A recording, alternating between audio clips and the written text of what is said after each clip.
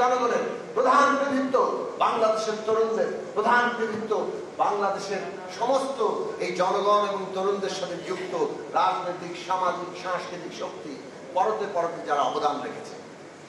ইতিহাসকে সংকীর্ণ জায়গায় দখলদারি করার প্রবণতাটা ফ্যাসিস্ট প্রবণতা। আমরা আওয়ামী লীগের মধ্যে দেখেছি পুরো 71 সালের মুক্তি সংগ্রামকে প্রথমে দল, তারপর একটা পরিবারের নেতৃত্বে নিয়ে যাওয়া হয়, যেন এটা একটা পরিবারের বীরত্ব গাথা, পরিবারের সংগ্রামের কাহিনী। আর কেন বাংলাদেশের মানুষের সেখানে কোনো ভূমিকা ছিল না। আমরা 24-এর গণঅভ্যুত্থানকে সেই জায়গায় দেখতে চাই না। আমরা যেমন 71-এর মুক্তিযুদ্ধের ইতিহাসকে জনগণের ইতিহাস হিসেবে সামনে আনতে চাই, 24-এর গণঅভ্যুত্থানের ইতিহাসকেও জনগণের অভ্যুত্থান হিসেবে আমাদেরকে সামনে রাখতে হবে। এবং সেইটা যদি প্রতিষ্ঠা করা যায় তখন জনপ্রত্যাশা গুরুত্বপূর্ণ হবে। মনে রাখবেন, ইতিহাস কেউ যদি দখল করতে পারে তখন সেই শক্তি রাজনৈতিক সমস্ত ক্ষমতাকেও দখল করতে পারে। এবং এই কারণে শাসকরা সবসময় ইতিহাস দখল করতে চায়। জনগণের সংগ্রাম হচ্ছে শাসকদের এই ইতিহাস দখলের তৎপরতা থেকে জনগণের ইতিহাসকে মুক্ত করা। আর জনগণের ইতিহাস যদি মুক্তি পায় তাহলে জনপ্রত্যাশা, মানুষের আশা, মানুষের স্বপ্ন মুক্তি পাবে এবং সেই মুক্তির মধ্য দিয়ে আমরা এগোতে পারবো। কথা সংক্ষেপ করি, বাংলাদেশের মানুষ 71 সালে যে স্বপ্ন দেখেছিল সাম্য, মানবিক মর্যাদা, সামাজিক সুবিচার, আজকেও 90-এ সে আকাঙ্ক্ষা প্রকাশিত হয়েছে, 24-এও সেই আকাঙ্ক্ষা প্রকাশিত হয়েছে। এইটা জনগণের বাংলাদেশ হবে, অধিকার মর্যাদার বাংলাদেশ হবে, বৈষম্যহীন এবং অন্তর্ভুক্তিমূলক বাংলাদেশ হবে। সব মানুষ নাগরিক হয়ে উঠবে। এই নাগরিক মর্যাদা প্রতিষ্ঠা করা এই রাষ্ট্রের প্রধান কাজ। এইটা মানুষ আশা করেছেন। এই মানুষ আশা করেছেন যে ক্ষমতা ব্যবহার করে কেউ আর সমস্ত কিছু দখল, লুটপাট করে নিতে পারবে না, বিদেশে টাকা পাচার করতে পারবে না। ক্ষমতা ব্যবহার করে এই দেশের মানুষের অধিকার, মর্যাদা কেউ পুনরুদ্ধিত করতে পারবে না। সেই জায়গাতেই আমাদের এই আন্দোলনের, এটা বিশেষভাবে আমরা দাবি করব যে 24-এর আন্দোলনের রাজনৈতিক সচেতনতা এই জায়গায় আগে যে কোনো আন্দোলনের চাইতে রাষ্ট্রের চরিত্র কি হবে সেটা এই আন্দোলনের গুরুত্বপূর্ণ লক্ষ্য ছিল।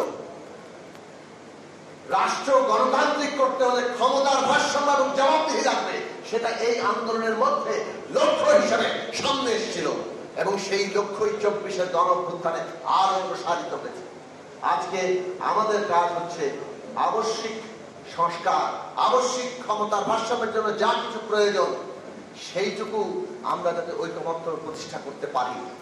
এই ঐকমত্য রক্ষা করা গণতান্ত্রিক উত্তরণের জন্য অত্যন্ত জরুরি। আমরা যদি ঐকমত্য রক্ষা করতে না পারি তাহলে গণতান্ত্রিক উত্তরণ ব্যাহত হতে পারে। নানাভাবে পতিত ফ্যাসিস্টরা, তার বিদেশি দোসররা পুরো প্রক্রিয়াকে তারা নানাভাবে ক্ষতিগ্রস্ত করতে পারে। নানান লক্ষণ আমরা দেখছি।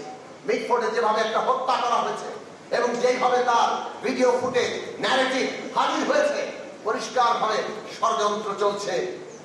যেভাবে গোপালগঞ্জে হামলা হয়েছে, দেশে অস্থিতিশীল পরিস্থিতি দেখানোর জন্য ষড়যন্ত্র চলছে। মনে রাখা দরকার, আজকে বিচার, সংস্কার এবং নির্বাচন, এই তিনটা জিনিসই আমাদের রাজনৈতিক উত্তরণের অপরিহার্য বিষয়ে পরিণত হয়েছে। আমরা বিচার চাই, আমরা সংস্কার চাই এবং আমরা সংস্কার সম্পন্ন করার জন্য নির্বাচন চাই। নির্বাচন ছাড়া সংস্কার সম্পন্ন হবে না, জনগণের অংশগ্রহণ ছাড়া সংস্কার সম্পন্ন হবে না। কাজেই কোনোভাবে নির্বাচনকে ব্যাহত করার চেষ্টা আসলে বিচার এবং সংস্কারকেও ব্যাহত করার চেষ্টা। কাজেই যেহেতু বিচার এবং সংস্কার এবং নির্বাচন আজকে বাংলাদেশের জাতীয় স্বার্থে পরিণত হয়েছে, এটাই দেশের জনগণের এবং জাতির প্রধান স্বার্থ। যারা এটাকে ক্ষতিগ্রস্ত করার চেষ্টা করবে তারা আজকে জাতির শত্রুতে, জাতীয় স্বার্থের বিরুদ্ধে অবস্থান নেবে।